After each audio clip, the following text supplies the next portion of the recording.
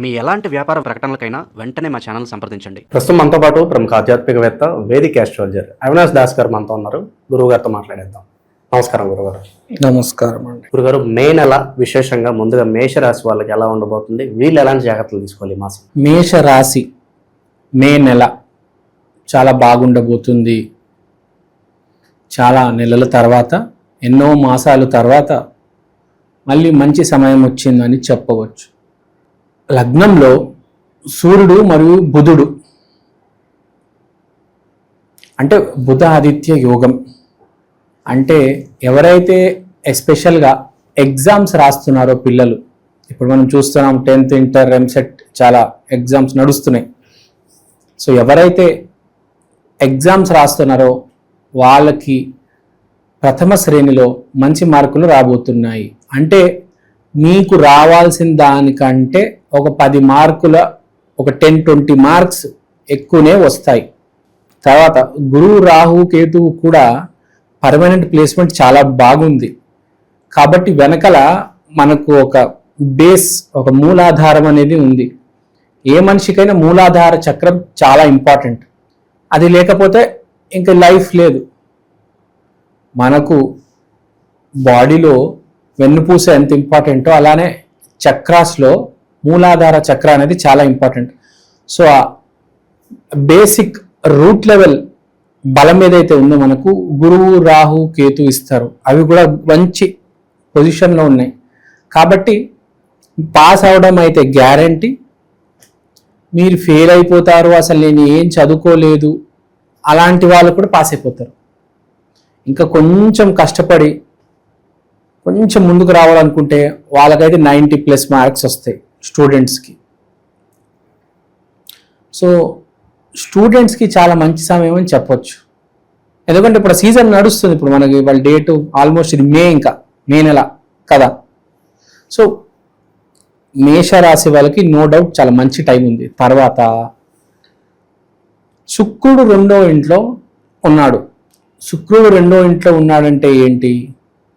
ఇటు అటు చూడడం, ఇటు అటు చూస్తూ ఉంటారు. వీళ్ళని వాళ్ళని ఏం జరుగుతూ ఉంటుంది, అక్కడ ఏముంది అంటే కుతూహలం, టు అకామడేట్. ఒకడికి డబ్బు కావాలి, ఒకడికి గర్ల్ ఫ్రెండ్ కావాలి, ఒకడికి జాబ్ కావాలి, ఒకడికి వాచ్ కావాలి, ఒకడికి షర్ట్ కావాలి కదా. ఎవరి అవసరాలు వాళ్ళకు ఉంటాయి. కోరిక అనేది కదా మనిషి జీవితం. సో చూస్తూ ఉంటారు, అరే వాడు వాచ్ వేసుకున్నాడు, అరే నేను కూడా వాచ్ కొనేయాలి ఎలా అయినా. అమ్మ వాడు గర్ల్ ఫ్రెండ్ ఉంది, నాకు లేదు, నేను తప్పు చేస్తున్నానా అని ఒక ఫీలింగ్. సో ఏదో ఒకటి, అర్రే నాకు అది లేదు అని చూస్తూ ఉంటాడు, జనాల్ని గమనిస్తూ ఉంటాడు. మనం బేసిక్గా పక్కన చూసి నేర్చుకునేది చాలా ఎక్కువ ఉంటుంది. మనిషి చాలా వరకు, చాలామంది పక్కన చూసి చాలా నేర్చుకుంటాం మనం, తెలుసో తెలియకో. ఒక ఎనర్జీ అనేది, ఇప్పుడు ఈ రూమ్ లోపల ఒక మనిషి వస్తే ఆ మనిషి తాలూకా ఎనర్జీ వేరు ఉంటుంది. ఆ మనిషిని చూస్తాం, ఏ డ్రెస్ చేసుకున్నాడు, ఏ పర్ఫ్యూమ్ ఉంది, వాడు ఏ ఫోన్ ఉంది, వాడు ఎలా ఉన్నాడు, అసలు దాన్ని చూసి చాలా నేర్చుకుంటాం మనం. ఎంతో కొంత తెలిసి తెలియక. వాడు 10 విషయాలు చెప్పాడు మనకు తెలియనివి, మన లోపలికి వెళ్తే తెలియకుండానే కదా. ఇప్పుడు మనకు అస్సాం చీఫ్ మినిస్టర్ తెలియకపోవచ్చు, వాడు చెప్తే తెలుస్తుంది కదా. సో వాడిని చూడడం, వాడిని వినడం వల్ల మనం చాలా తెలిసి తెలియక నేర్చుకుంటాం.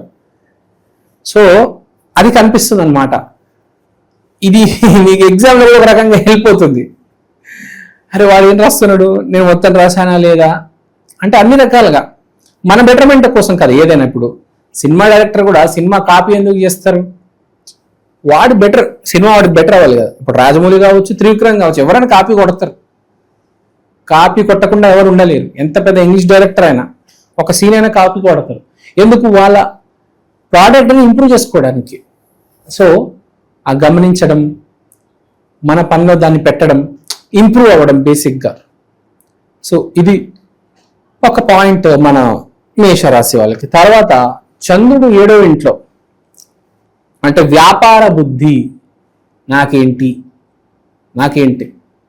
బేసిక్గా ఎలా ఉండాలంటే అందరు బాగుండాలి, అందులో మనం ఉండాలి. కానీ ఇప్పుడు ఈ నెల ఏంటంటే నాకేంటి, నేనేంటి. తర్వాత 12వ ఇంట్లో కుజుడు శనితో కలిసి ఉన్నాడు.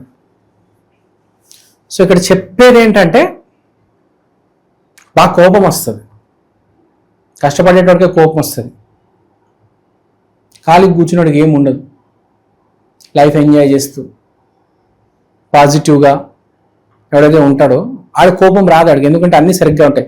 కష్టపడి కింద మీద అయిపోతుంటే, పని అవ్వకపోతే, మన మాట మనుషులు వినకపోతే, బేసిక్గా పనిని ఎలా అయినా సమకూర్చాలి, వాడు కోపం ఉంటుంది, గ్యారంటీ కోపం వస్తుంది. ఎందుకంటే నీకు ఎదురీత చేసేటప్పుడు ఎవరికైనా చెమట, స్వెట్ అండ్ బ్లడ్ వస్తుంది.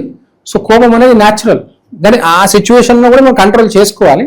కానీ బేసిక్గా ఏంటంటే విపరీతంగా కష్టపడతారు, దాంతోపాటు కోపం కూడా వస్తుంది. ఆ కోపాన్ని మనం మన పేషెన్స్తో కంట్రోల్ చేసుకోవాలి, సహనంతో డైల్యూట్ చేసుకోవాలి, కూల్గా కోప్పడకూడదు. జీవితం అంటేనే బ్యాలెన్స్.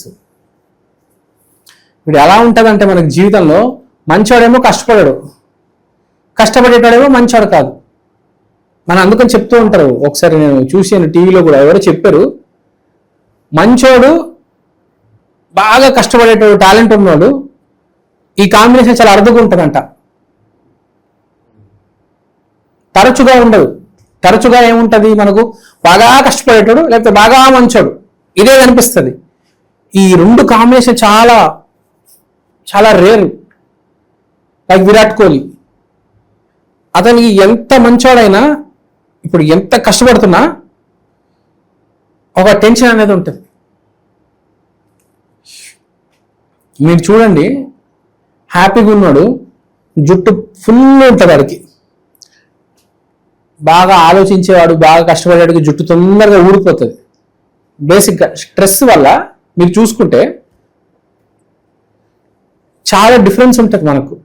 సో అది మనం కంట్రోల్ చేసుకోవాలన్నమాట. బేసిక్గా ఎగ్జాంపుల్ ఎందుకు చెప్పారంటే కంట్రోల్ చేసుకోవాలి, మనము కొంచెం పేషెంట్గా ఉండాలి, బేసిక్గా సహనంతో ఉండాలి. సో ఇది జీవితంలో కష్టపడే వాళ్ళకి. నేను మంచిగా ఉండాలి, మెయిన్ ఈసారి టార్గెట్ ఏంటంటే నేను మంచిగా తినాలి రాబాయ్, నా ఎగ్జామ్స్ అయిపోయినాయి, చాలా కష్టపడినా, బుధాదిత్య యోగం ఉంది, చాలా కష్టపడినా, నేను ఆ సాఫ్ట్వేర్ జాబ్ చేస్తున్నాను, విపరీతంగా కోడింగ్ చేశాను, ఎండాకాలం అయినా నేను కింద మీద పడి కోడింగ్ చేశాను, ఏసీ సరిగ్గా పనిచేయకపోయినా కోడింగ్ చేశాను నేను. ఇప్పుడు నేను బాగా ఎంజాయ్ చేయాలి. ఎంజాయ్ చేయాలంటే ఏంటి, భోజనం, విపరీతంగా రెస్టారెంట్కి వెళ్ళి మధురమైన భోజనం, బిర్యానీ, మంచూరియా, పాపడ్, ఇంకా చెప్పుకుంటూ పోతే పెరుగు పచ్చడి, ఇంక ఎన్నంటే అన్ని వస్తాయి. విపరీతంగా ఎంజాయ్ చేయాలి. వీడు విపరీతంగా రెస్టారెంట్ హాపింగ్ అంటాడు, హాపింగ్. సో విపరీతంగా హోటల్ రెస్టారెంట్ హాపింగ్ చేస్తారు, ఎక్కడ పడితే అక్కడ బఫేలు తింటారు, థిక్ షేక్స్, మిల్క్ షేక్స్, అవన్నీ అనుభవం. కష్టపడిన తర్వాత మనిషి బేసిక్గా ఎక్స్పెక్ట్ చేస్తాడు కదా, ఇంత కష్టపడ్డా నాకు ఏమైనా ఉండాలని. అందరూ గొప్ప వాళ్ళు ఉండరు కదా, రామకృష్ణ పరమహంస లాగా నాకు ఏమీ వద్దు, దేవుడే చాలు, కాళీమాత ముందు కూర్చొని ఇంకా పూజించడమే అతని పని, ఇంకేం చేయలేదు జీవితంలో అతను. అందరూ అలా ఉండరు కదా బేసిక్గా. సో ఇక్కడ ఏంటంటే కోరిక, తినాలి, తప్పేం లేదు. ఇప్పుడు ఎవరైనా కష్టపడిన తర్వాత ఎక్స్పెక్ట్ చేస్తారు కదా. సో అది రెస్టారెంట్ హాపింగ్ ఉంటుంది. ఇంకా నేను గాలికి తిరిగే వాళ్ళు ఇంకా చాలా మంది ఉంటారు, వాళ్ళ గురించి మాట్లాడలేదు, అనవసరం వాళ్ళ గురించి మాట్లాడడం. జీవితాన్ని గాలికి వదిలేసి ఏదో ఎంజాయ్ చేస్తుంటారు, అలాంటి వాళ్ళ గురించి మాట్లాడడం లేదు. కష్టపడుతూ మంచోళ్ళ గురించి మాట్లాడుతున్నాను. మంచోడైనా జీవితంలో మంచోడైనా అయి ఉండాలి, కష్టపడాలి. ఈ రెండు మానేసి గాలికి తిరగకూడదు, వేస్ట్ అది కదా. సో మనకు ఆ కాంబినేషన్స్ కూడా కనిపిస్తున్నాయి. ఏంటంటే అన్ని వదిలేసి కష్టాన్ని మంచిని గాలికి తిరిగి సోకులుగా పోయి సినిమాలు ఏవో షికారులకు పోయి టైం పాడు చేసుకునే వాళ్ళు కూడా కనిపిస్తున్నారు. అలాంటి వాళ్ళు కూడా నేను చెప్పేది ఏంటంటే జర్ర మీ బ్రెయిన్ వాడండి, ఒకసారి మీ బ్రెయిన్ వాడండి, లేకపోతే కష్టం. ఎంత డబ్బులున్న పని అలవాటు కాకపోతే చాలా కష్టం, దురలవాట్లకు బానిస అయిపోతారు. అలా చాలా మంది బానిసలు అయిపోయిన వాళ్ళు ఉన్నారు. ప్లస్ నీతి నిజాయితీ కూడా ఉండాలి. అన్నీ ఉంటేనే లైఫ్ సక్సెస్ఫుల్గా వెళ్తుంది, లేకపోతే ఎక్కడో ఇరుక్కుంటాం. మీ దగ్గర 500 కోట్లున్నా పని చేసే అలవాటు లేకపోతే మిమ్మల్ని ఎక్కడికి తీసుకెళ్తుందో అది చెప్పలేము. With power comes great responsibility అంటారు. సో బేసిక్గా మనం మాట్లాడుకోవాలంటే ఇదంతా పక్కన పెడితే కంట్రోల్డ్గా ఉండండి, సహనంతో ఉండండి, పాజిటివ్గా ఉండండి.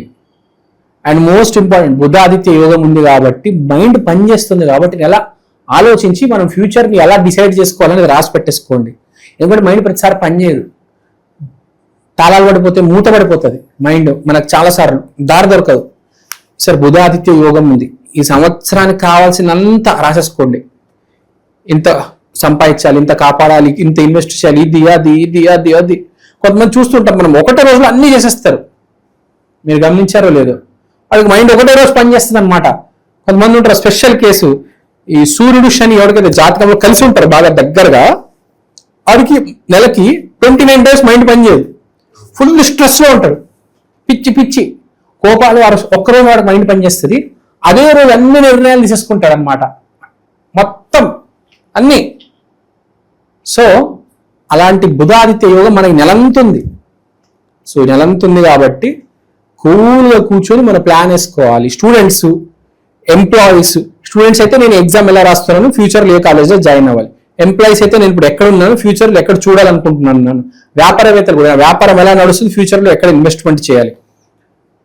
ప్లస్ ఎంజాయ్ చేయడానికి కూడా ప్లాన్ చేయాలి. ఎంజాయ్ చేయడం కూడా అంత ఈజీ కాదు. మనం ఒక మాల్కి వెళ్ళిపోయామంటే ఇక అక్కడే ఉండిపోతాం కదా.